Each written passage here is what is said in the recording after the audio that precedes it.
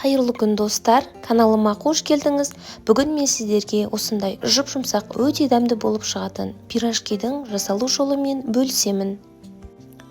Ең алдымен жылы сүтті терең ыдысқа құямыз. Осының үстіне жылы судан қосып және де біраз қасық қант қосамыз.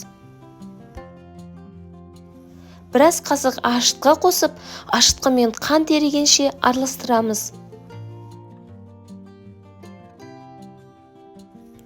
Бір шай қасық тұз қосып араластырып және де бір жұмыртқа қостым.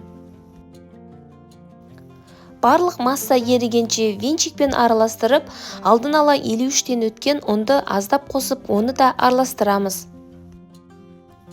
Аздаған сұйық май қосып, ары қарай осындай ұн қосып, жұп-жұмсақ етіп қамыр илейміз.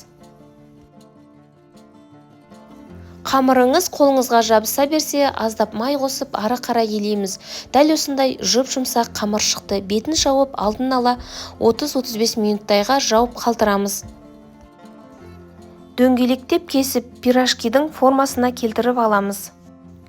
Мен алдын ала картошканы суға қайнатып, осылай етіп тұзын салып, пюре дайындап алдым. Қамырды қолымызбен басып, пюрені ішіне салып, пирожкиді осылай етіп жасаймыз. Мен салмасына пияз, жуа және де қара бұрыш пен тұз қостым. Қамыр кеуіп кетпес үшін бетін целлофановый пакетпен де жауып қоюға болады. Дәл осындай өте жұп-жұмсақ болып шықты.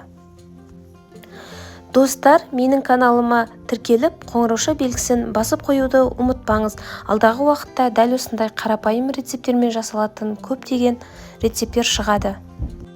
Пирожкиді қуыруға сұйық май мен және де осындай қатты май қостым.